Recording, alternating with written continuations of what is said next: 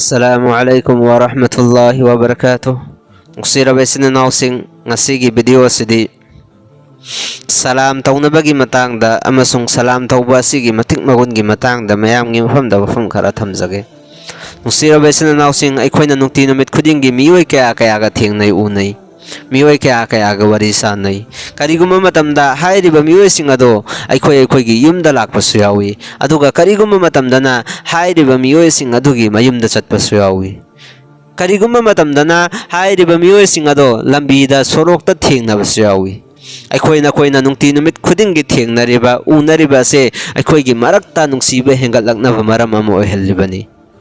adubu hairiba nungsiba se amuk henne hengathangi haiba taragadi aikoina karam tawgani haibado aikoi khangpham thoi salam dharma na takpiriba salam na takpiriba sharia na takpiriba adu niyam adugi matungin aikoina salam tawba taraba aikoina unaraba wari sanaraba adoiba taragadi aikoigi marakta leiramliba nungsiba do hena thoina nungsi hengat pangamgani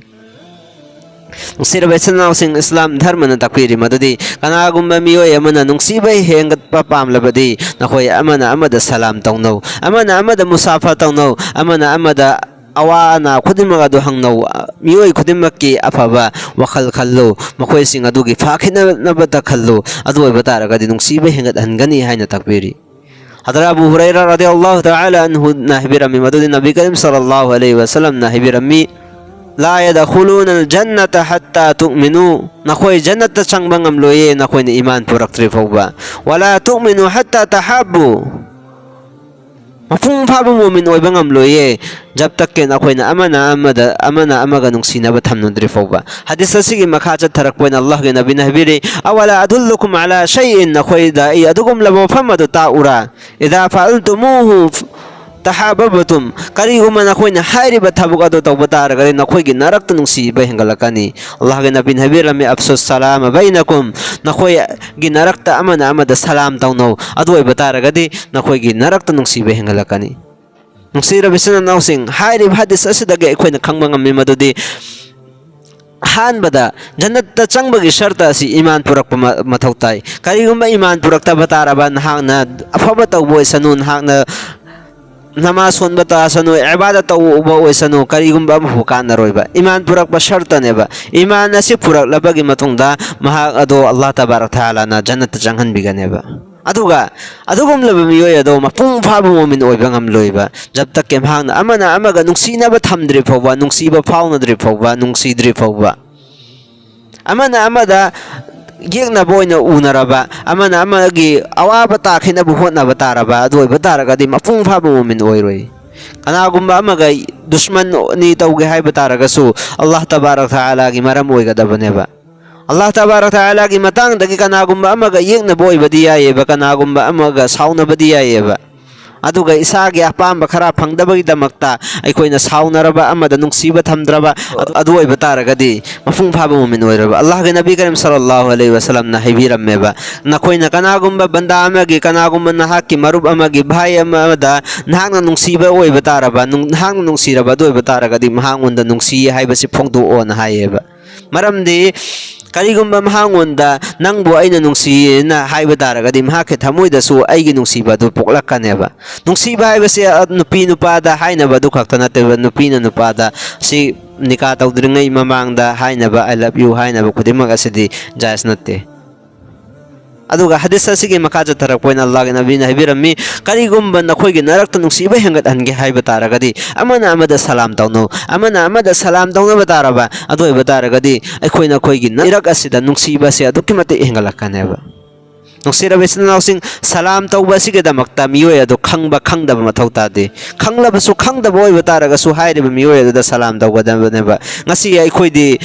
aigi imanaba amga lakminar thengnarai lambida imanabadu gi mamanabam jorok leba adu aikoina khangnaba miyoi aduda khaktaneba salam tawrisi khangnadaba midadi salam tawdeba Allah ge nabi karim sallallahu alaihi wasallam ge manakta sahaba amana hangami islam da khwaida ge na phaba basak asikari no haina matamadu Allah ge nabi karim sallallahu alaihi wasallam na habirami islam da khwaida ge na phabadi sak pijaba laita laira basing adu da sak pijaba masung salam tawnaba haide ba miyoi ado khangboi bataraga su khangda boi bataraga su nungsira besana nausing ꯂꯩꯔꯤꯕ ꯑꯉꯥꯡꯁꯤꯡ ꯑꯁꯤꯅ ꯃꯊꯛ ꯊꯪꯕ ꯃꯤꯑꯣꯏꯁꯤꯡꯗ ꯁꯂꯥꯝ ꯇꯧꯒꯗꯕꯅꯤ ꯈꯣꯡꯅ ꯆꯠꯄ ꯃꯤꯑꯣꯏꯁꯤꯡꯅ ꯐꯝꯗꯨꯅ ꯂꯩꯔꯤꯕ ꯃꯤꯑꯣꯏꯁꯤꯡꯗ ꯁꯂꯥꯝ ꯇꯧꯒꯗꯕꯅꯤ ꯑꯗꯨꯒ ꯒꯥꯔꯤ ꯇꯣꯡꯂꯒ ꯆꯠꯂꯤꯕ ꯃꯤꯑꯣꯏꯁꯤꯡ ꯑꯗꯨꯅ ꯃꯈꯣꯡꯅ ꯆꯠꯂꯤꯕ ꯃꯤꯑꯣꯏꯁꯤꯡ ꯑꯗꯨꯗ ꯁꯂꯥꯝ ꯇꯧꯒꯗꯕꯅꯤ ꯍꯤꯞꯇꯨꯅ ꯂꯩꯔꯤꯕ ꯃꯤꯑꯣꯏ ꯑꯗꯨꯗ ꯐꯝꯗꯨꯅ ꯂꯩꯔꯤꯕ ꯃꯤꯑꯣꯏ ꯑꯗꯨꯅ ꯁꯂꯥꯝ ꯇꯧꯒꯗꯕꯅꯤ ꯍꯥꯏꯅ ꯑꯜꯂꯥꯍꯒꯤ ꯅꯕꯤ ꯀꯔꯤꯝ ꯁꯜꯂꯜꯂꯥꯍु ꯑꯂꯩꯍꯤ ꯋꯁꯜꯂꯝꯅ ꯇꯥꯛꯄꯤꯔꯝꯂꯕꯅꯦꯕ ꯅꯨꯡꯁꯤꯔꯕ ꯏꯆꯤꯟ-ꯏꯅꯥꯎꯁꯤꯡ ꯁꯂꯥꯝ ꯇꯧꯕ ꯍꯥꯏꯕꯁꯤ ꯁꯨꯟꯅꯠꯅꯦꯕ ꯑꯗꯨꯒ ꯁꯂꯥꯝꯒꯤ ꯄꯥꯎꯈꯨꯝ ꯄꯤꯕ ꯑꯁꯤꯅ ꯋꯥꯖꯤꯕ ꯑꯁꯦꯡꯕꯒꯤꯗꯤ ꯋꯥꯖꯤꯕ ꯑꯁꯤꯅ ꯍꯦꯟꯅ ꯆꯥꯎꯐꯝ ꯊꯣꯛꯏ ꯁꯋꯥꯕ ꯐꯪꯐꯝ ꯊꯣꯛꯏ ꯎꯁꯨꯜꯒꯤ ꯃꯇꯨꯡ ꯏꯟꯅꯗꯤ ꯋꯥꯖꯤꯕꯅ ꯍꯦꯟꯅ ꯆꯥꯎꯋꯦꯕ ꯁꯨꯟꯅꯠꯇꯒꯤ ꯑꯗꯨꯕꯨ ꯍꯥꯏꯔꯤꯕꯁꯤꯗꯗꯤ ꯎꯜꯇꯥꯅꯤ ꯀꯅꯥꯒꯨꯝꯕ ꯃꯤꯑꯣꯏ ꯑꯃꯅ ꯁꯂꯥꯝ ꯇꯧꯕ ꯇꯥꯔꯦ ꯁꯨꯟꯅꯠꯅꯦꯕ ꯁꯂꯥꯝ ꯇꯧꯕꯁꯤ ꯁꯂꯥꯝ ꯇꯧꯔꯤꯕ ꯃꯤꯑꯣꯏ ꯑꯗꯨꯅ ꯍꯦꯟꯅ ꯁꯋꯥꯕ ꯐꯪꯒꯅꯦꯕ ꯄꯥꯎꯈꯨꯝ ꯄꯤꯔꯤꯕ ꯃꯤ ꯑꯗꯨꯗꯒꯤ ꯀꯔꯤꯒꯤꯅꯣ ꯍꯥꯏꯕ ꯃꯇꯝꯗ ꯁꯂꯥꯝ ꯑꯁꯤ ꯁꯨꯟꯅꯠ ꯑꯁꯤ ꯄꯥꯡꯊꯣꯛꯄꯅ ꯃꯔꯝ ꯑꯣꯏꯔꯒ ꯄꯥꯎꯈꯨꯝ ꯄꯤꯕ ꯋꯥꯖꯤꯕ ꯑꯗꯨ ꯑꯣꯏꯔꯛꯂꯤꯕꯅꯦꯕ ꯀꯅꯥꯒꯨꯝꯕ ꯑꯃꯅ ꯁꯂꯥꯝ ꯇꯧꯗꯕ ꯇꯥꯔꯒꯗꯤ ꯄꯥꯎꯈꯨꯝ ꯑꯗꯨ ꯄꯤꯅꯕꯒꯤ ꯃꯔꯝꯁꯨ ꯑꯣꯏꯔꯣꯏꯕ ꯑꯗꯨꯅ ꯃꯔꯝ ꯑꯣꯏꯔꯒ ꯁꯂꯥꯝ ꯍꯥꯟꯅ ꯇꯧꯕ ꯃꯤꯑꯣꯏ ꯑꯗꯣ ꯑꯜꯂꯥꯍ ꯇꯕꯥꯔꯛ ꯇꯥꯂꯥꯒꯤ ꯃꯒꯐꯤꯔꯠ ꯑꯣꯏꯅꯕ ꯃꯔꯝ ꯑꯃꯁꯨ ꯑꯣꯏꯍꯜꯂꯤꯕꯅꯦꯕ ꯑꯜꯂꯥꯍꯒꯤ ꯅꯕꯤ ꯀꯔꯤꯝ ꯁꯜꯂꯜꯂꯥꯍु ꯑꯂꯩꯍꯤ ꯋꯁꯜꯂꯝꯒꯤ ꯃꯅꯥꯛꯇ ꯃꯤꯑꯣꯏ ꯑꯃꯅ ꯑꯁꯨꯝꯅ ꯁꯂꯥꯝ ꯇꯧꯔꯝꯃꯤ ꯑꯁꯁꯂꯥꯃꯨ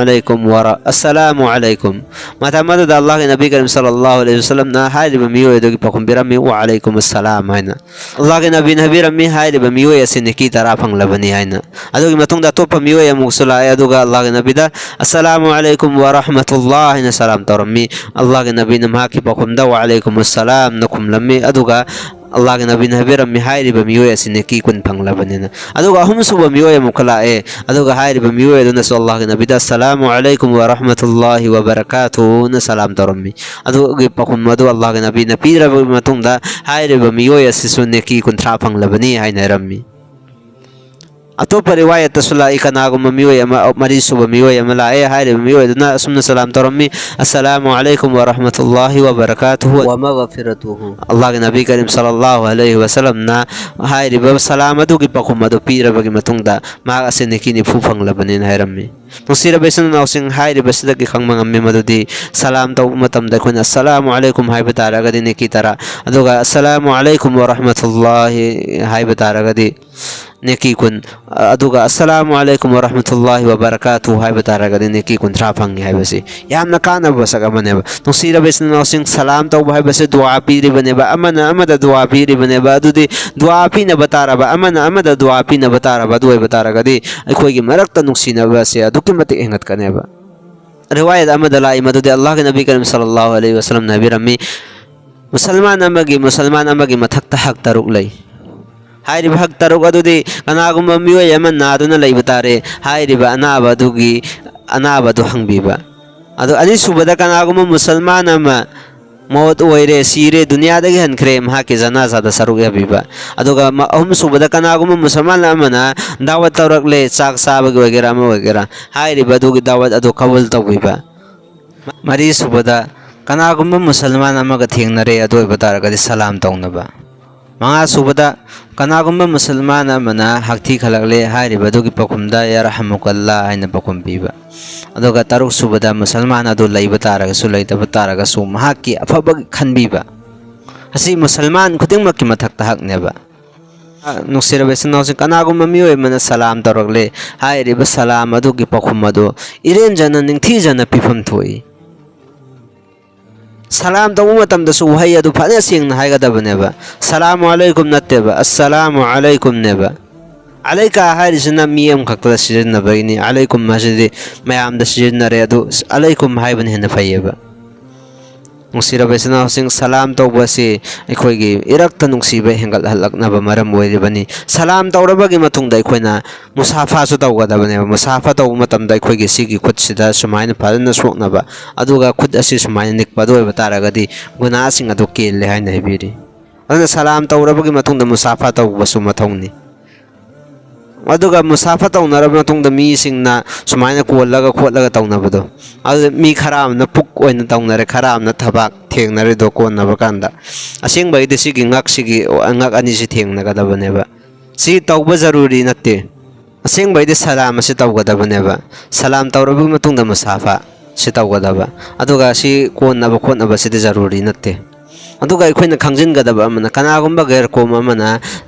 सलाम तौरकपा तारगदि हाइरिबा सलाम अदुगी पखुम अदु पीबा याब्रा यादब्रा Kamdong na pigani karigumba asing bay di pida bane na fay karigumba hay ay na salam ke pakumado pida batara gadi makna la na law khini na traga na igunda ayat pala kada boy batara gadi wa alaikum khak haybi ko Yahudi ki matamda Allah ke Nabi Karim sallallahu alaihi wasallam da sumna salam tarami assalamu alaikum nattego assalamu alaikum assam hai badi nahak ki nathakta sibo era sunu mo lakpo era sunu Allah ke Nabi da badwa taram me Allah ke Nabi na hai badu pakum da wa alaikum nahak ki nathakta sumna khakta rammi wa alaikum assalam na hai deba Allah ke Nabi ki yengo minung sido Allah ke Nabi Karim na makoy ki mathakta sa badwa taram deba makoy de Allah ke Nabi Karim sallallahu alaihi wasallam mathakta badwa taw re bane do Allah ke Nabi Karim sallallahu alaihi wasallam na adu ki pakum da makoy ki badwa taram de Sira besan nausing hadis sharif talai madadi assalamu qabla al-kalam waris hana dringai mamang da salam taw bahana adu waris hana dringai mamang da ikoi na kanagum yoy ama thengnare unare ahan bada salam taw gada bane ba kanagum ba magi yum da chat patare adu batara gadi ahan bada salam taw gada bane ba Salam taw bahai base yamna zaruri ne ba ꯑꯩꯈꯣꯏꯒꯤ ꯏꯔꯛꯇ ꯉꯁꯤ ꯅꯨꯡꯁꯤꯅꯔꯛꯇ꯭ꯔꯤꯕ ꯑꯩꯈꯣꯏ ꯈꯠꯅꯕꯒ ꯆꯩꯅꯕꯒ ꯊꯣꯔꯛꯂꯤꯕ ꯈꯨꯗꯤꯡꯃꯛ ꯑꯁꯤ ꯑꯁꯤꯒꯨꯝꯂꯕ ꯊꯕꯛ ꯑꯁꯤꯗ ꯑꯩꯈꯣꯏ ꯂꯥꯞꯅ ꯂꯩꯌꯦꯕ ꯉꯁꯤ ꯑꯩꯈꯣꯏꯗꯤ ꯁꯂꯥꯝ ꯇꯧꯕ ꯏꯀꯥꯏꯗꯅ ꯑꯩꯒ ꯊꯦꯡꯅꯕ ꯑꯍꯟꯗꯁꯨ ꯂꯃꯟꯗꯁꯨ ꯑꯉꯥꯡꯁꯤꯡꯗꯁꯨ ꯑꯩꯈꯣꯏ ꯇꯧꯗꯦꯕ ꯑꯉꯥꯡꯁꯤꯡꯗꯁꯨ ꯁꯂꯥꯝ ꯇꯧꯒꯗꯕꯅꯤ ꯃꯔꯝꯗꯤ ꯑꯜꯂꯥꯍꯒꯤ ꯅꯕꯤ ꯀꯔꯤꯝ ꯁꯜꯂꯜꯂꯥꯍು ꯑꯂꯩꯍꯤ ꯋꯁꯜꯂꯝꯅ ꯂꯝꯕꯤꯗ ꯆꯠꯄ ꯃꯇꯝꯗ ꯑꯉꯥꯡ ꯊꯦꯡꯅꯕ ꯇꯥꯔꯒꯗꯤ ꯑꯉꯥꯡꯁꯤꯡꯗꯁꯨ ꯁꯂꯥꯝ ꯇꯧꯔꯝꯃꯦꯕ ꯑꯩꯗꯤ ꯑꯆꯧꯕꯅꯤ ꯑꯩꯗꯤ ꯁꯂꯥꯝ ꯇꯧꯗ꯭ꯔꯁꯨ ꯌꯥꯏꯅ ꯂꯩꯊꯣꯛꯑꯣꯏꯗꯕꯅꯤ ꯁꯂꯥꯝ ꯇꯧꯕꯁꯤ ꯑꯗꯨꯛꯀꯤ ꯃꯇꯤꯛ ꯁꯋꯥꯕ ꯆꯥꯎꯏ ꯑꯗꯨꯅ ꯅꯈꯣꯏꯁꯨ ꯁꯋꯥꯕ ꯇꯥꯟꯍꯧꯒꯗꯕꯅꯦꯕ ꯍꯖꯔꯠ इब्न उमर रदियल्लाहु ताआला अन्हुना करिसु मरम अम फुबलाइतना मा नुंगथि नुमित खुदिंगी बाजार दा चलम्मेबा अदुगा बाजार दा थेंगनबा मियोय खुदिमक्ता माना सलाम तौरम्मेबा नोंगमदि माकी खादिम अदुना हंगलमी हजरत नहांगना बाजार दा चलली तवम सुं करिगुंबा अम फुबसु लैदे कनागुंबा अम फुबसु वरि सानादे अदुगा अमुकासु अदुम चललिसि करिगिनो हायना हंगलमी मतम अदु इब्न उमर रदियल्लाहु ताआला अन्हुना हैरमी अना बाजार चलसी बाजार थेंगनरिबा मियोय खुदिमा अदुदा सलाम तौनबनी सलाम तौबसे अदुकी मतिक चावे हैना हजरत इब्न उमर रदियल्लाहु ताआला अन्हु हैरमेबा नुंगसिरबा सिनाउसिंग अखोयसु लंबीदा थेंगनबोय बतारगसु युमदा लाको तारगसु कनागुममगी मयुमदा चटपा तारगसु अखोय सलाम असे तौफम थोय सलाम तौबा तारगदि अखोयगी रक्त नुंसिबा हेंगलकनी मरमदि अल्लाह के नबी करीम सल्लल्लाहु अलैहि वसल्लम ना हाबिरमलबनी अखोय नखोयना हाइबा वादि लानखिबा याय तौगुमसुंग अल्लाह के नबी करीम सल्लल्लाहु अलैहि वसल्लम की मचिन अदु थोकलापो फमसिंग अदुदि लानंगाय ओइदे अदुना अल्लाह तबारक तआला ना हाइख्रिबा खरा खजिगस अमल तौबंग अंबगी पंगल थोना पिनबि वसनु नुंसिरबा सिनाउसिंग मसला अमना सलाम तौनबा मतमदा